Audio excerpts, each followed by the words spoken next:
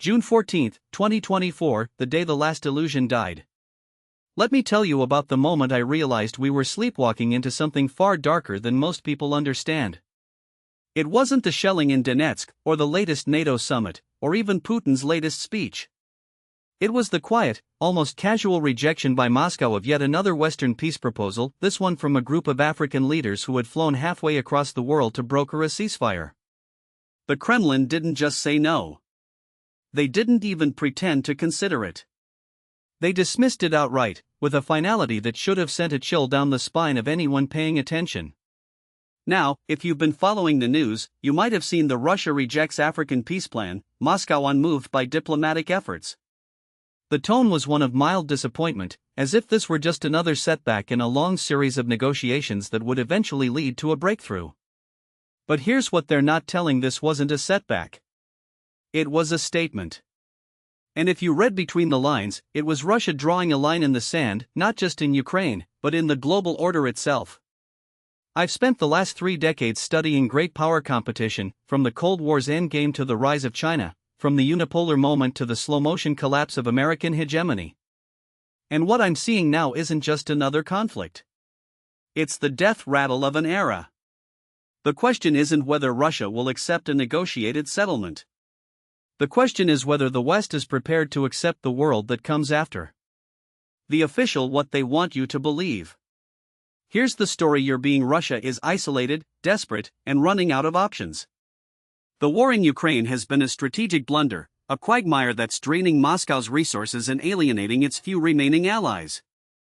The West, meanwhile, is united, resolute, and slowly but surely turning the tide. Every new weapons shipment, every round of sanctions, every diplomatic snub is another nail in Putin's coffin. The African peace mission? Just the latest in a long line of well-meaning but ultimately futile attempts to reason with a regime that only understands force. The data seems to support this. The US and its allies have poured over $175 billion in military and economic aid into Ukraine. NATO has exited to 32 members, with Sweden and Finland abandoning decades of neutrality. The Russian economy, we're told, is on the brink. Sanctions have crippled its energy exports, its military is bogged down in a war of attrition, and Putin's grip on power is weakening. Even China, Russia's supposed lifeline, is reportedly growing impatient with the war's economic toll. The media narrative reinforces this. Every time Russia loses a few kilometers of territory, it's framed as a turning point. Every time Putin makes a speech, it's analyzed for signs of desperation. The message is the West is winning. All we need is a little more time, a little more money, a little more resolve, and Russia will collapse, or at least be forced to the negotiating table on our terms. But there's a problem with this narrative. It's not just wrong. It's dangerously wrong. Deconstructing the what's really happening. Let's start with the most obvious: Russia is not losing. Not strategically, not economically, and certainly not politically. Yes, Ukraine has made tactical gains in places like Kharkiv and Kherson. But if you look at the broader picture, Russia has achieved most of its initial objectives. It controls nearly 20% of Ukraine's territory, including Crimea, the Donbass, and key industrial hubs. It has severed Ukraine's access to the Sea of Azov, turning it into a landlocked rump state. And most importantly, it has shattered Ukraine's military capacity to the point where even Western analysts now admit that a full reconquest of lost territories is impossible. Now, you might say, but what about the sanctions? The Russian economy is in freefall. Here's where the data doesn't support the story. The Russian economy grew by 3.6% in 2023, faster than the US or the EU. Its unemployment rate is at a historic low. Inflation, while high, is manageable. And its military-industrial complex is producing weapons at a rate not seen since the Soviet era. How? Because Russia has pivoted its economy toward a war footing, and it's working. Meanwhile, the West is burning through its own stockpiles, with defense contractors struggling to keep up with demand. Then there's the diplomatic front. The African peace mission wasn't just some random diplomatic effort.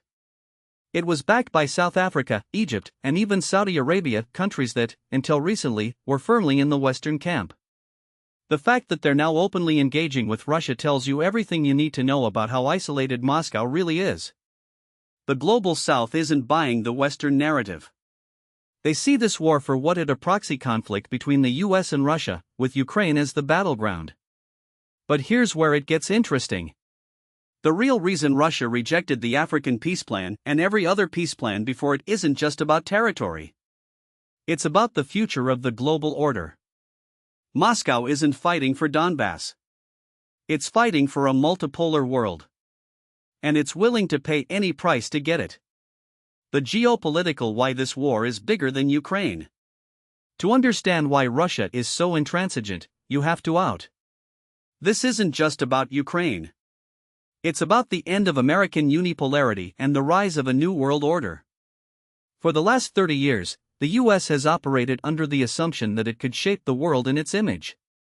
NATO action, regime change, color revolutions, these weren't just policies. They were the tools of a hegemonic power that believed it could rewrite the rules of the international system at will. And for a while, it worked. The Soviet Union collapsed. China was still rising. Russia was weak and compliant. But then something changed. Russia recovered. China became an economic superpower. And the US overreached. Iraq, Afghanistan, Libya, these weren't just military failures. They were strategic blunders that exposed the limits of American power. The world saw that the US could be defied. And defied it was. Now, we're in the endgame. The US is trying to maintain its dominance by containing Russia and China simultaneously. But here's the it can't. Russia and China aren't just allies of convenience. They're partners in a long-term project to dismantle US hegemony. And they're winning. Look at China's Belt and Road Initiative has reshaped global trade, creating a parallel economic system that bypasses the West. Russia's energy leverage has forced Europe into a position of dependency, despite sanctions. The BRICS alliance is acting, with new members like Saudi Arabia and Egypt signaling a shift away from the dollar-dominated financial system. The global south is increasingly refusing to take sides, playing the US and China off each other for their own benefit. This is what the war in Ukraine is really about. It's not just a territorial dispute. It's a battle for the future of the international system. And Russia is betting that the West doesn't have the stomach for a prolonged conflict. The military why the West is losing the long game. Let's talk about the military situation, because this is where the West's strategy is most delusional. The US and NATO have been operating under a dangerous that they can bleed Russia dry without getting dragged into a direct conflict. They've sent billions in weapons, trained Ukrainian forces, and provided real-time intelligence, all while insisting that this is Ukraine's war, not theirs. But here's the Russia isn't bleeding. Ukraine is. The Ukrainian military is exhausted. Its manpower is depleted. Its economy is in ruins. And its Western backers are running out of weapons to send. The much-hyped counteroffensive of 2023 failed spectacularly, with Ukraine losing tens of thousands of troops for minimal gains. Now, the front lines are static, and Russia is on the offensive again. But the real danger isn't just that Ukraine is losing. It's that the West is being drawn deeper into the conflict. The US is now openly discussing sending long-range missiles that can strike deep into Russian territory. NATO is training Ukrainian pilots on F-16s, a move that Moscow has explicitly warned will be seen as direct involvement. And the rhetoric is escalating from Ukraine must win to Russia must be defeated. Here's the hard: Russia is prepared for a long war. The West is not. The US is facing a presidential election in November, with both candidates under pressure to either escalate or disengage. Europe is divided, with countries like Hungary and Slovakia openly opposing further aid to Ukraine. And the global economy is teetering on the edge of recession, with energy prices and inflation still volatile. The West's strategy is based on that Russia will collapse before Ukraine does. But what if the opposite happens? What if Ukraine collapses first? And what if Russia, emboldened by victory, decides to test NATO's resolve elsewhere, say, in the Baltics or Moldova? This isn't fearmongering. It's realism. And it's what keeps me up at night. The domestic political why no one in Washington wants peace. Now, let's talk about the domestic politics, because this is where things get really ugly. The Biden administration isn't just fighting a war in Ukraine. It's fighting a war for its own survival. And that war is being waged in the court of public opinion, in the halls of Congress, and in the swing states that will decide the 2024 election. Here's the American people are tired of war. They're tired of inflation. They're tired of being told that they have to sacrifice for a conflict halfway across the world. And yet, the Biden administration is doubling down. Why? Because the alternative is unthinkable. If Ukraine loses, it's not just a foreign policy failure. It's a political catastrophe. It would validate Trump's argument that the U.S. is being dragged into endless wars by a globalist elite. It would hand the Republicans a cudgel to beat Biden with in November. And it would signal to the world that American power is in decline. So instead of seeking a negotiated settlement, the administration is doing everything it can to prolong the war. Every time Russia hints at peace talks, the U.S. announces a new weapons package. Every time Ukraine suggests a ceasefire, the State Department insists that Kyiv must fight on. And every time the American people start to question the cost, the media trots out another story about Russian atrocities or Ukrainian heroism. But here's the dirty little: the U.S. doesn't actually want Ukraine to win. It wants Ukraine to not lose, at least not before November. Because if Ukraine collapses, the political fallout could be devastating. So the administration is playing a dangerous, stringing Ukraine along with just enough aid to keep it fighting, but not enough to actually win. And the worst part? The American people are being lied to. They're being told that this is a war for democracy, for freedom, for the rules-based order. But it's not. It's a war for American hegemony. And it's a war that can't be won. Scenario: what comes next? So where do we go from here? Let's look at the possibilities. Scenario 1: the frozen conflict. This is the best-case scenario, but it's still a disaster. Ukraine and Russia agree to a ceasefire along the current front lines, with no formal peace treaty. The war becomes a frozen conflict, like Korea or Cyprus. Ukraine is left as a dysfunctional, landlocked state, dependent on Western aid to survive. Russia consolidates its gains, but remains isolated and sanctioned. The U.S. declares victory and moves on. But the underlying tensions remain, and the risk of escalation never truly goes away. Scenario 2: the long war. This is the most likely outcome. The war drags on for years, with neither side able to achieve a decisive victory. Ukraine becomes a permanent ward of the West, like Israel or Taiwan, dependent on endless military and economic aid. Russia adapts to sanctions, pivots toward Asia, and becomes a de facto Chinese client state. The global economy suffers, energy prices remain volatile, and the risk of a wider conflict grows. The US and NATO are drawn deeper into the conflict, with the potential for direct clashes with Russia. Scenario 3: the collapse. This is the nightmare scenario. Ukraine's military collapses. Russia advances to the Dnieper River or beyond. NATO ICS and either intervenes directly or abandons Ukraine entirely. The US faces a humiliating defeat, emboldening China to move on Taiwan. The global order fractures, with the US and its allies on one side, and Russia, China, and the global south on the other. The risk of nuclear escalation becomes real. None of these scenarios are good. But the longer this war goes on, the more likely we are to end up in scenario 2 or 3. The grand strategy: why the US is losing the 21st century. Let's step back for a moment and ask the big how did we get here?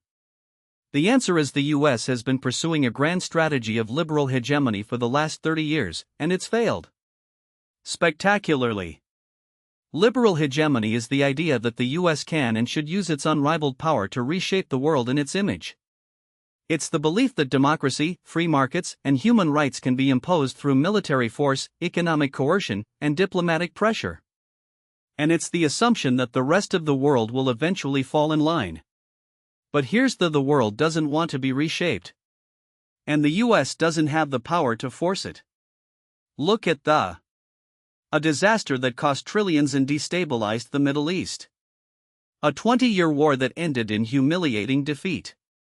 A failed state that's now a haven for terrorists and human traffickers. A quagmire that dragged in Russia and Iran, while the US stood by and watched. The latest in a long line of proxy wars that the US can't win. And yet, the US keeps doubling down. Why? Because the foreign policy establishment is addicted to hegemony. They can't imagine a world where the US isn't the sole superpower.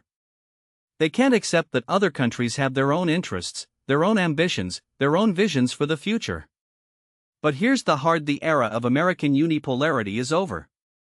The world is becoming multipolar, whether we like it or not. And the longer the US clings to the illusion of dominance, the worse the eventual reckoning will be. What should we do instead? So what's the alternative? How do we avoid the worst-case scenarios? Here's what I've been arguing for: the US needs to abandon liberal hegemony and embrace a strategy of great power management. 1. Accepting multipolarity. The world is no longer unipolar. The US needs to accept that Russia, China, and other powers have legitimate interests and spheres of influence. 2. Negotiating with Russia.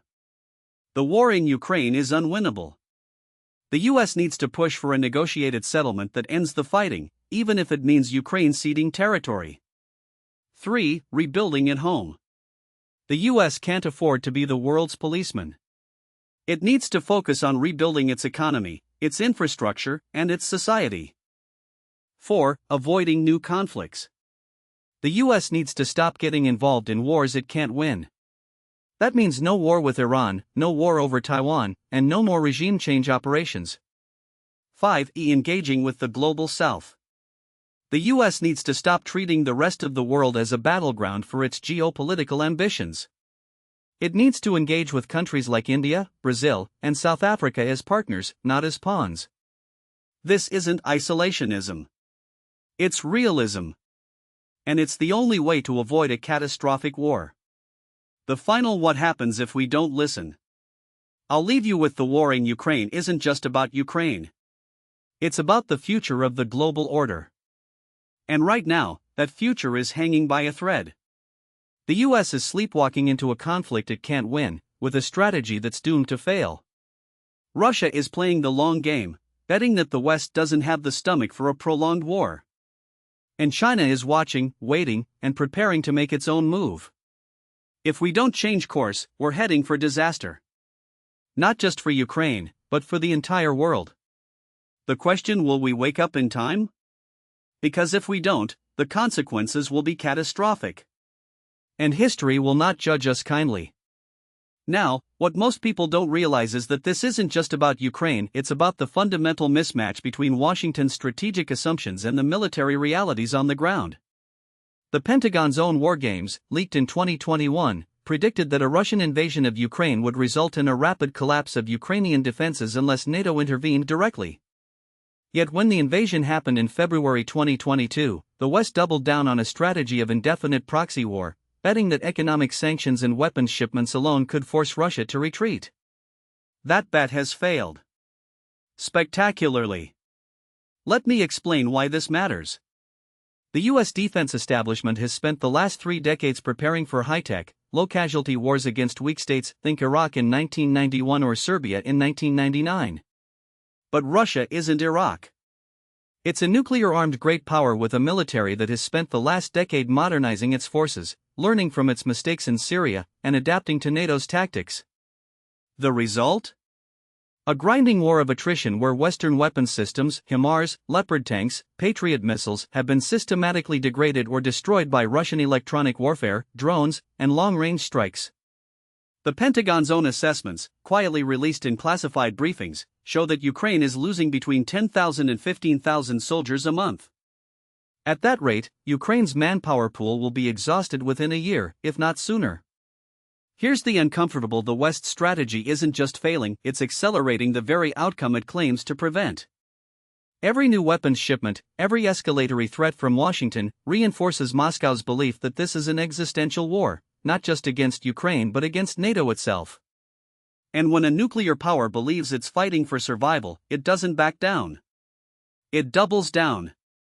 We saw this in 1962 during the Cuban Missile Crisis, when Khrushchev's initial bluster gave way to a willingness to risk Armageddon rather than accept humiliation.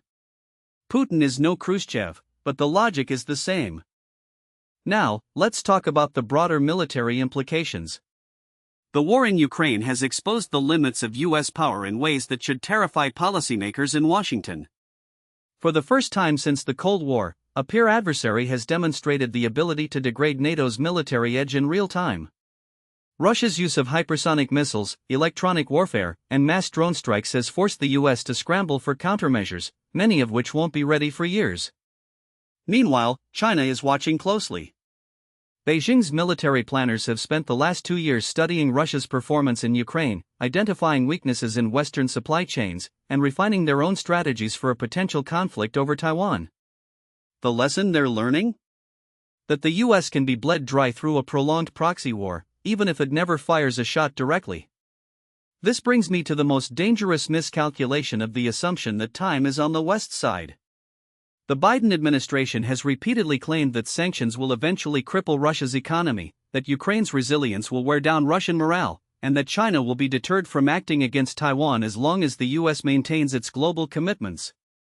None of these assumptions hold up under scrutiny.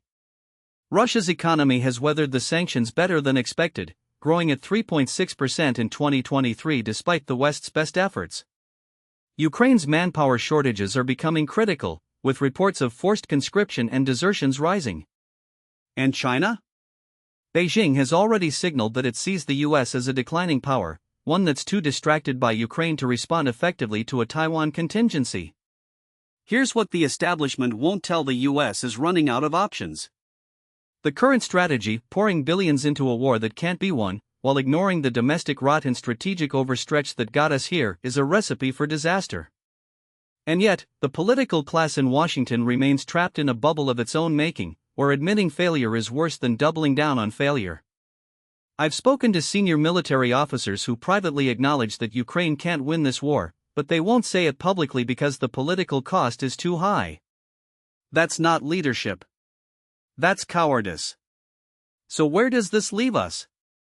The window for a negotiated settlement is closing. The longer this war drags on, the more territory Ukraine will lose, the more Russian forces will dig in, and the harder it will be to find an off-ramp that doesn't look like surrender. But the alternative, a direct NATO-Russia confrontation, is unthinkable.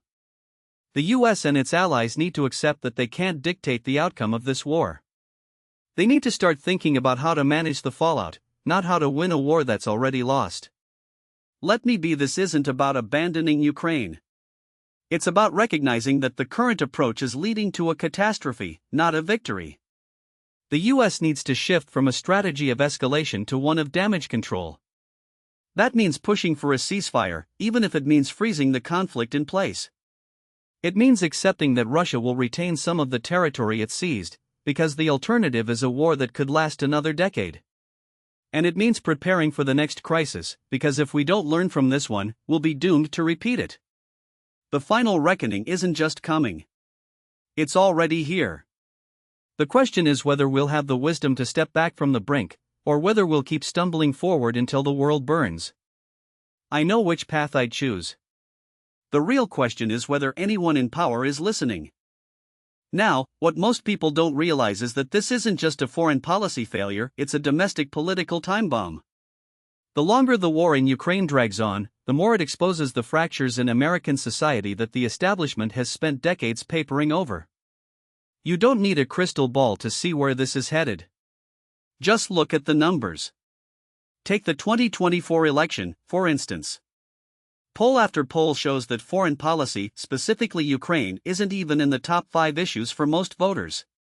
Inflation, immigration, crime, and the economy dominate the conversation, yet Washington keeps acting as if the war is the only thing that matters. That disconnect is dangerous. When the political class is obsessed with a conflict that the average American barely thinks about, it creates a vacuum where populist movements thrive. We saw this in 2016 with Trump's America First rhetoric, and we're seeing it again now with figures like Robert F. Kennedy Jr. and even some progressive Democrats who are quietly questioning the blank check approach to Ukraine. Let me explain why this matters. The US isn't just funding this war, it's funding a narrative that's increasingly at odds with reality. Every time the Biden administration announces another $60 billion aid package, it's not just sending weapons, it's sending a message that the US is willing to bankrupt itself to prop up a proxy war. And for what? To save face? To prove a point to Putin? The problem is, the American people aren't buying it. A Pew Research poll from March 2024 found that 48% of Americans believe the US is providing too much aid to Ukraine, up from 26% in 2022. That's a seismic shift in public opinion, and it's happening in real time. Here's the uncomfortable: the establishment's refusal to acknowledge this shift is creating a feedback loop of resentment. The more Washington doubles down on Ukraine, the more it alienates the very voters it needs to maintain power. And when those voters feel ignored, they don't just stay home, they turn to candidates who promise to upend the system. We saw this in the 2022 midterms, where Republican candidates who questioned Ukraine aid outperformed those who toed the party line. The message was the base is done with the status quo. But it's not just the right that's pushing back. On the left, there's a growing unease about the war's impact on domestic priorities. The same progressives who cheered Biden's infrastructure bill are now asking why the US is spending more on Ukraine in a year than it did on the entire American Rescue Plan. And they're not wrong. The war has become a black hole for resources, sucking up funds that could have gone to healthcare, education, or climate change. The irony? The more the US pours into Ukraine, the more it undermines the very programs that Biden's coalition depends on. So what happens next? Let's game out the scenarios. First, there's the status quo option: keep funding the war, keep pretending Ukraine can win, and hope that something changes. This is the path of least resistance for the political class, but it's also the most dangerous. The longer the war drags on, the more it erodes public trust in institutions. We've already seen this with the rise of conspiracy theories about the war, from claims that the US is secretly running biolabs in Ukraine to the idea that NATO is using the conflict to justify a globalist agenda. These narratives aren't just fringe, they're gaining traction because the establishment's silence on the war's realities leaves a vacuum for misinformation to fill. Second, there's the possibility of a sudden policy shift, a Nixon goes to China moment where a hawkish leader like Biden or even a future Republican president pivots toward diplomacy. This isn't as far-fetched as it sounds. Nixon's opening to China was unthinkable until it happened, and Biden has already shown a willingness to make unpopular decisions, like the Afghanistan withdrawal. The problem is, any move toward negotiation would require admitting that the current strategy has failed, and that's a political non-starter in Washington. The establishment would rather lose a war than admit it was wrong. Third, there's the wild domestic crisis that forces a reckoning. Imagine a scenario where inflation spikes again, or a major US city experiences a blackout due to grid failures, or a new migrant surge overwhelms border states. In that moment, the war in Ukraine would suddenly look like a luxury the US can't afford. The political pressure to cut aid would become irresistible, and the administration would be forced to choose between domestic stability and a foreign conflict. History suggests they'll choose the former. Just look at how quickly the US abandoned South Vietnam in 1975 when the domestic costs of the war became too high. But here's the: none of these scenarios end well for Ukraine. The best-case outcome is a frozen conflict, where the US and its allies accept that Russia isn't leaving Crimea or the Donbass, and Ukraine gets just enough aid to survive but not enough to win. The worst-case scenario is a complete collapse of US support, leading to a rapid Russian advance and a humiliating surrender. Neither option is palatable, but the longer the US delays the inevitable, the worse the fallout will be. And let's not forget the global implications. The war has already accelerated the decline of the dollar's dominance, as countries like China, India, and Saudi Arabia increasingly trade in their own currencies to avoid US sanctions. It's also emboldened America's adversaries, from Iran to North Korea, who see the US as distracted and overstretched. The longer the war continues, the more it weakens the US position in the world. That's not just a geopolitical problem, it's an economic one. A weaker dollar means higher prices for American consumers, and a less secure world means higher defense spending, which means more debt, which means more inflation. It's a vicious cycle, and the US is already deep in it. So where does this leave us? The truth is, the US is running out of time to change course. The 2024 election could be the last chance to shift strategy before the war becomes a permanent fixture of American politics. But don't hold your breath. The establishment has too much invested in the current approach, and the incentives are all wrong. Politicians would rather lose a war than admit they were wrong, and the media would rather stoke outrage than ask hard questions. That's why I'm not optimistic. The US has been here before: Vietnam, Iraq, Afghanistan, and each time, the lesson was that when a war becomes a political liability, the political class will do anything to avoid accountability. They'll redefine success, they'll move the goalposts, they'll blame the public for not supporting the mission. And when that fails, they'll cut and run, leaving chaos in their wake. The difference this time is that the stakes are higher. The US isn't just risking a regional conflict, it's risking a global one. And the longer it pretends that victory is possible, the harder it will be to avoid disaster. The time for tough choices is now. The question is whether anyone in power has the courage to make them.